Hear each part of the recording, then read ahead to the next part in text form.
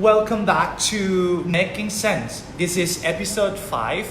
Already, yes. Where is episode 4 though? We didn't have time to edit. You weren't here. I Would you wasn't like to here. explain yourself to the audience? I couldn't come here last week because I had to cover the protest. Well, you were making preparations for the coverage. Yes. To make better coverage of the event. Right. Factual and whatever. So that's we're curious as to how the mass movement, the protest on the weekend, how did it go, and what did you encounter? Would you like to share the experience with us? Do I get paid for this? I'm just kidding. Of course.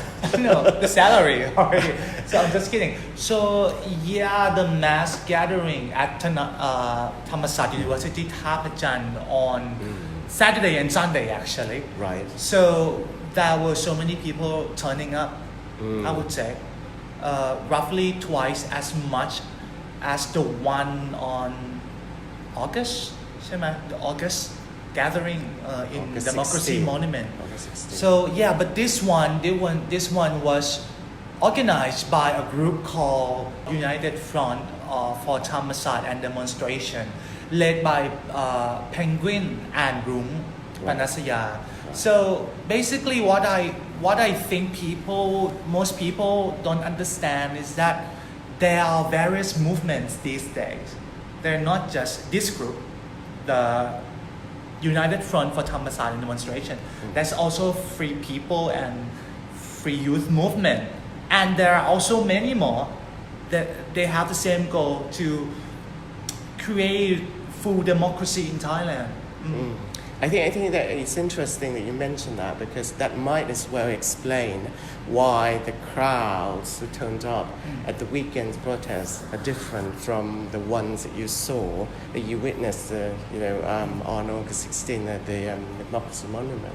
Right? Because then a lot of the protesters at that time were mostly young people, university students and high school students. But over the weekend, we didn't see that many people from those groups, right? There weren't that many young people that we saw participating in the mass protest. So who were they? I mean, the people who actually joined. To be honest, I would say it's a mixture of people from all walks of life. But from what we may see in the coverage of this event, there are also older generation, not just younger generation. So basically the protests on the August 16th were organized by free people and free youth movement. And I think they were quite social media savvy, and they were able to mobilize younger generation to come out on the street and join their movement. Somehow this one, the protests on the 19th were organized by different group, and the means to an end is quite different from the free youth movement. Right. That's why we saw so many ex-red shirts protesters coming out to join them. So the image of the protest may be different. That's why older generation who fought for democracy since 2010. Even before that, when there was a coup against then Prime Minister Thaksin Shinawatra, there were so many of them coming out that day. And also the mass protest that we saw on the weekend, that was a lot of them are said to be the red shirt members. Sure. Right? And so they came over, and it was even described as a reunion of the red shirt people, and it sort of descended on first at Thammasat University, and then there were so many of them that spilled over, right, into Sanam Luang, and it's even been said that that was really the ultimate goal of seizing or occupying the Sanam Luang, and the make ground it of Sanam Luang. and change it into the people's premise.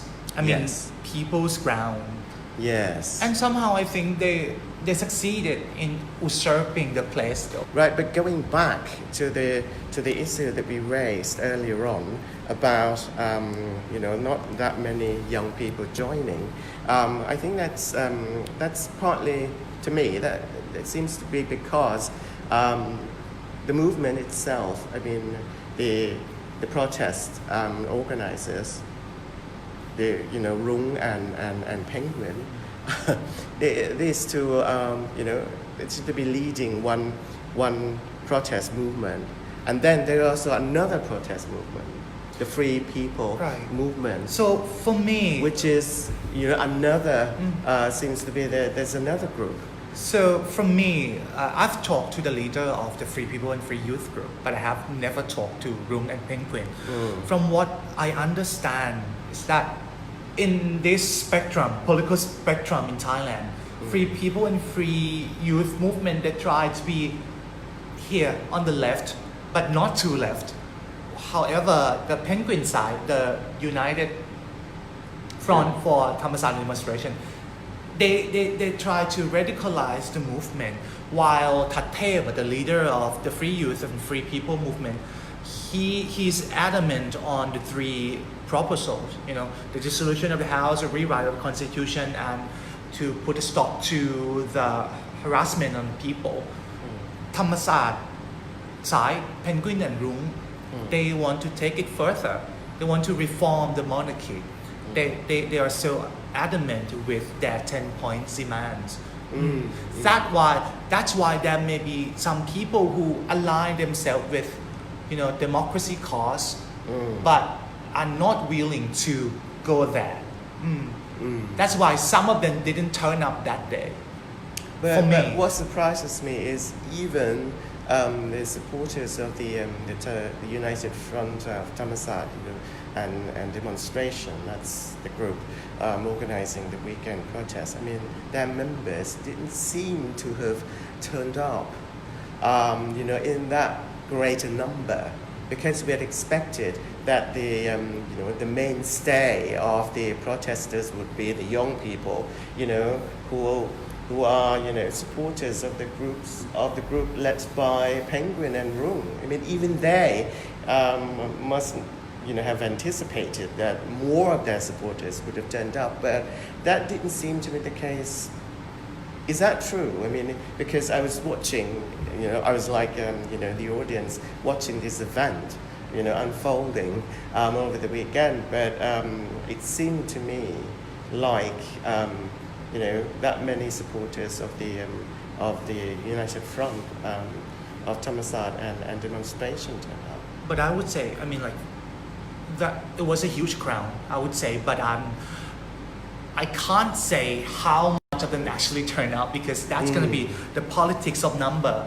And from the leaders' side, they said that there were roughly 200,000 people turning up, while opposition or the police, they said that there were 20,000. So it's a politics of number. Yes, but it's quite hard to reconcile this, numbers, figures. You've got one side, the police, doing an estimate that a lot of people said is far too low, and you've got the organizers of the protest groups giving you a different number, a totally different number that some people would say is way too high. So how do you reconcile? I mean, there's got to be science behind this, right? Because the entire grounds of Sanam Luang, because there's been a lot of ceremonies, a lot of activities that have taken place in Sanam Luang numerous times before, and there must be some kind of methodology to calculate the number of people occupying the ground. But I think the more important question here, apart from the number of how large the turnout was, there's also this question about how the movement, what the movement has achieved, what the protesters have achieved.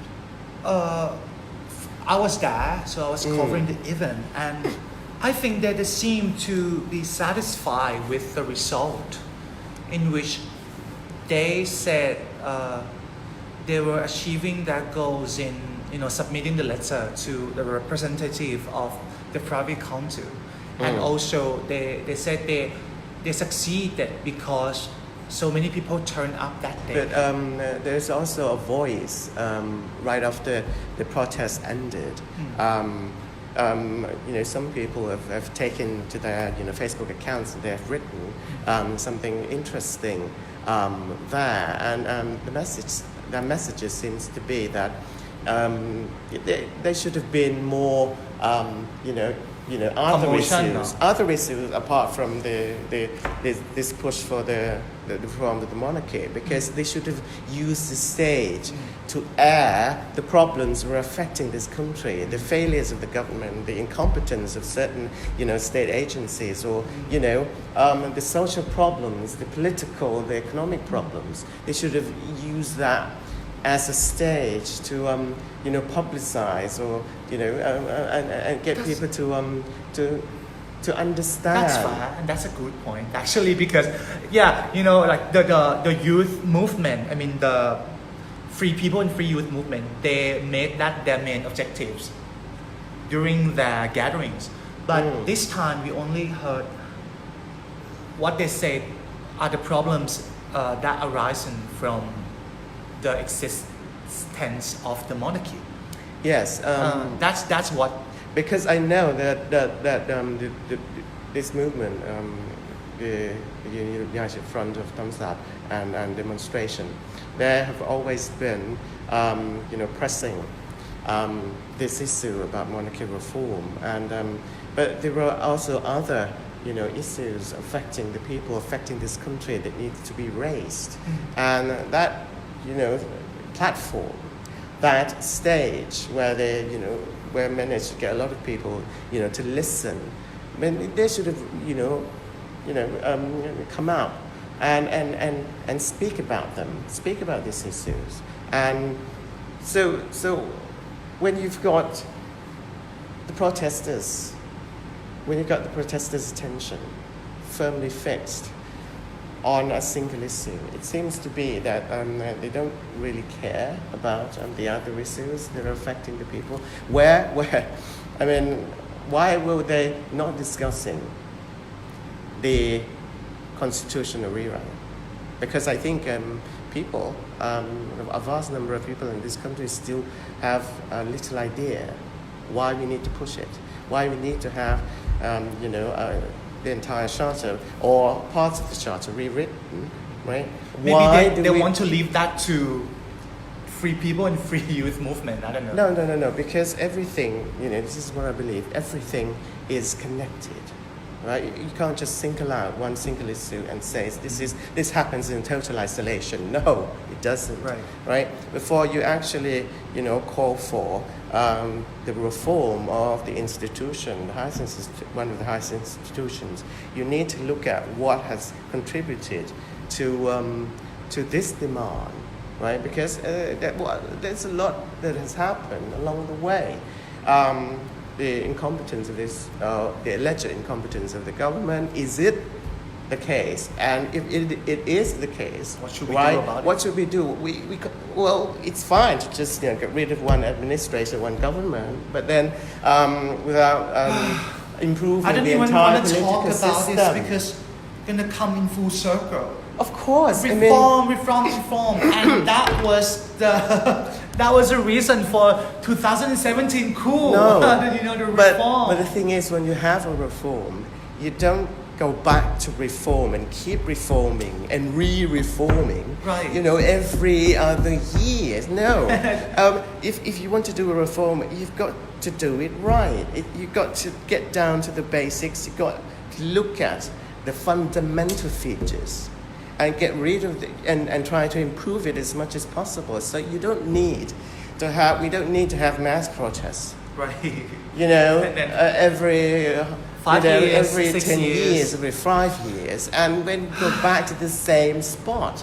this is square one. How many times have we come back to this square one, right? And then we're taking 2 steps forward and then 3 steps back. So it doesn't seem to me like there is a rationale behind this. I mean, this is not just about this protest. It is about the previous protests, right? If the protests had been successful, I mean the previous ones, we wouldn't end up where we are now. So, so this is quite a thought because, you know, for me as a Thai person, I like the country to move forward, right? And the way to move forward is you got to look at the pictures, you know, the entire picture, and look at it in perspective, in, you know, with depth, and how they, you know, each one of the problems, you know, the big problems are connected. So unless you've got this, you know, what we call the vantage point, looking at it from and then try to make sense of what contributes to what, and eventually ending up with this big problem.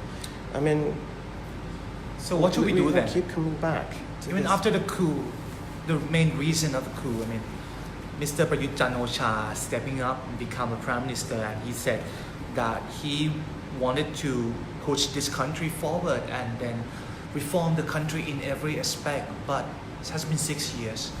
And what's the root cause? What's the root? The government that, you know, after Prayut Chan-o-cha, General Prayut Chan-o-cha, who led the National Council for Peace and Order, right? The coup, the architect of the coup engineer. After this NCPO toppled the Pheu Thai party-led government in 2014, right?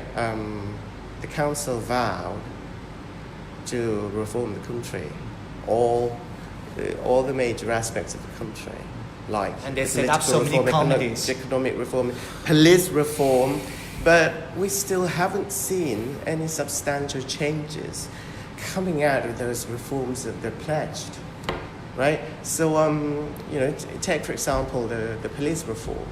If the police reform had been successful, we would not have had the Red Bull hit and run case. Justice reform. Yes, being exposed, right? And a lot of us who've been, you know, following the news, you know exactly what had happened, and now that is one speck of the problem, the bigger problem. So the reform hasn't got off the ground, I don't think, right?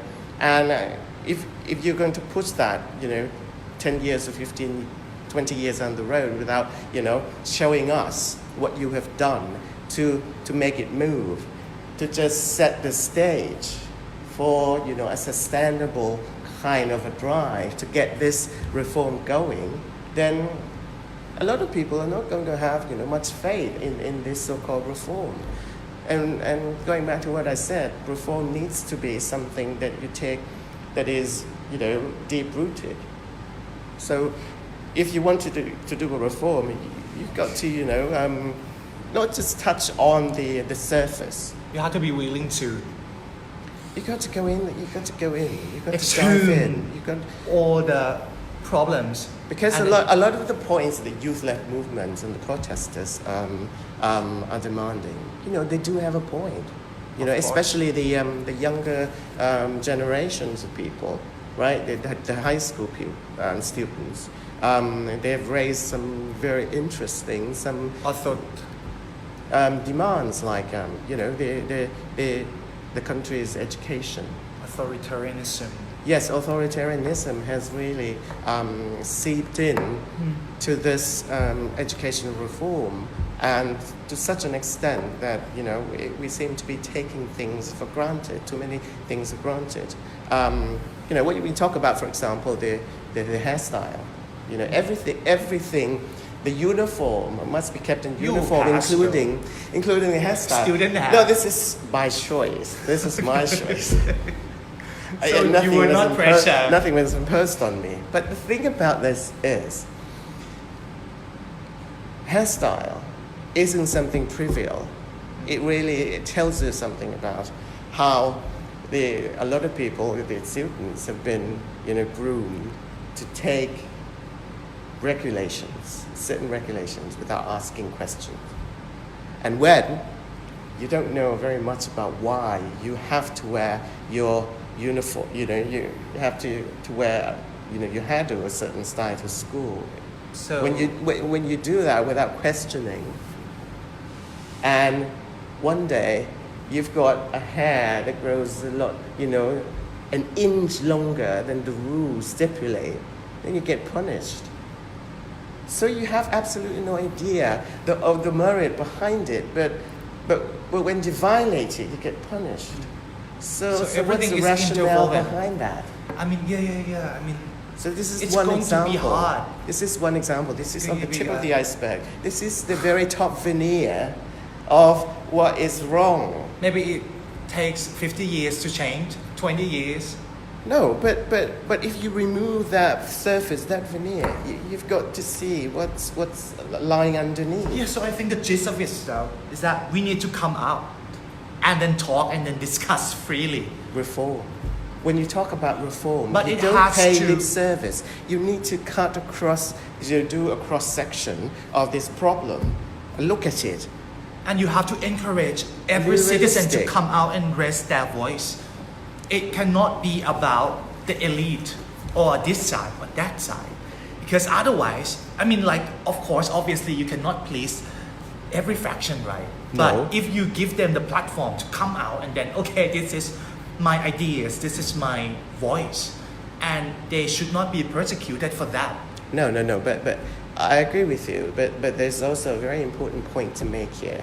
When you want to thrash out any kind of the issues that affect the country, the general public, you need to bring in, a fair amount of, reasonable research. Yes.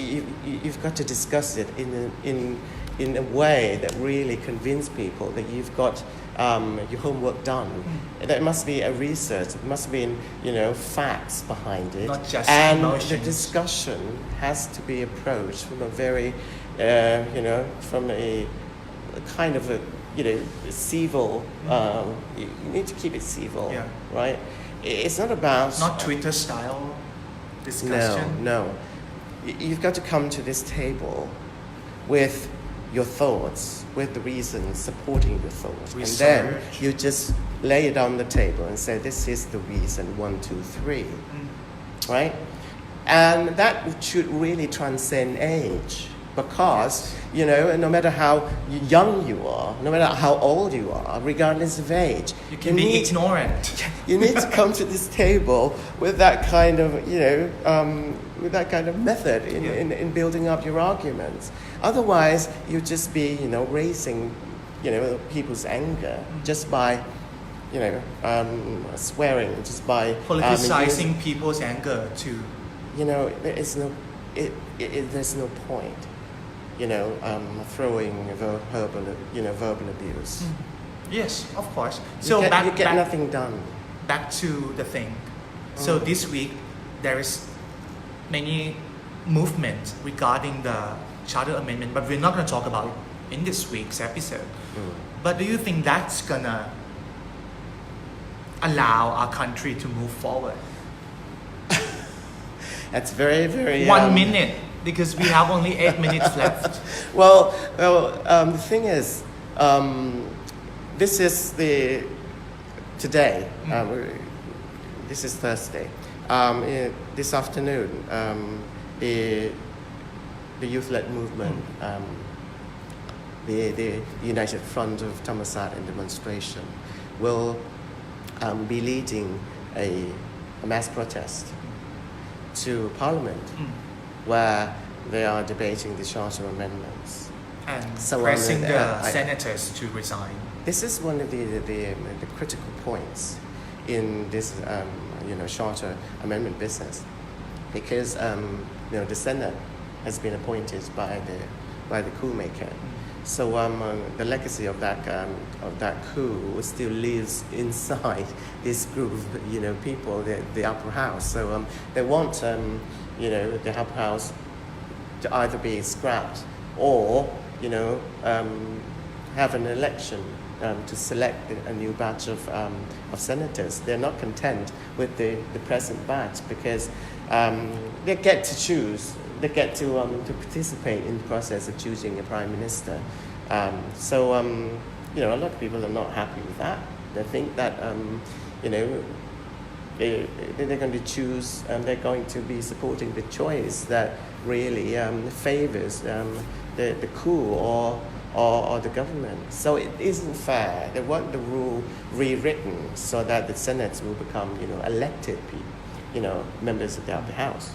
So this is they're going to be here today. I don't know how big a crowd the turnout is going to be. We're going to wait and see. But they're going to be raising this issue about the Senate, I think. Because the Senate is, admittedly one of the weak points of this administration. Because they were handpicked by the coup maker, which became the... And the government is being, criticized because the leader, Prime Minister General Prayut Chan-o-cha, is also used to be the head of the coup maker council. So a lot of the criticism also lands on his lap, right? So this is going to be a sore point, for the government, and now the parliament is going to vote today. I think by the time this episode comes out, it's on there. You will have a pretty clear idea of how the charter rewriting attempt is going to pan out. But at this stage, they've got 6 motions in Parliament, right? The 6 motions opening the door for the charter rewriting, exercise to begin. So this is the 6 motions, one submitted by the government and the rest by the opposition parties. So we'll have to wait and see. We'll have to say. Next episode, we're going to talk about it more Yes. in detail. Yes. But back to the movement. I think now one of the alarming trends is that the opposition of the youth movement or even the movement on Saturday, they are trying to demonize the movement, misinterpret the essence of the cause of the group. So the group leaders said that they are not trying to subvert, to destroy the monarchy. Now the opposition side, they're trying to say that, oh, these kids, they are against the monarchy and they want to bring the monarchy down. And I think that's alarming because we may repeat the history of the October 6th. Students were being crushed by people who respect the monarchy. Yes, I have read one theory about, mass movements. The one thing that people fear about mass movement is it's going to ignite or trigger violence, because there's so many people and often these people's demands are not met, and at the end they're also met with the people who oppose their ideas. So the two groups crash. That's where the violence erupts. The thing is, with this movement that we're seeing, we still don't see the opponents coming on taking to the streets yet. What about Thai royalists? The royalists, the Thai Pakdi, I think they have established a group, and they really have made their presence felt, but they haven't really done that on the streets yet. So we don't see two groups of people clashing, being possibly coming confronting each other. Not in that sense, not physically, at least, but on social media. But how long can that keep going? The people keep being kept apart. These groups are being kept apart. How long is that going to happen? The thing that we see now, what we see now is the Thai Puppy group. They have said that they have amassed 130,000 names on of Google people. Forms. Of course, they do that online, the online petition. So they've got 130. They have rallied 1,000 people, to support them, their efforts, to support their campaign to not amend the constitution, because the reason being this constitution had passed the referendum. So that got the majority of the people stamped on this charter, saying we approve this charter to be declared, for use in this country. I think they're trying to argue that the pro-democracy side is not listening to them, to the people who have put the stamp on. Sure. But sure. I mean, there's a process, because the charter amendment efforts that are being made. I mean, one of the key demands is it's got to be passed quickly, and that's a lot of the opposition parties support that. They want the amendments done, approved, and enacted as soon as possible.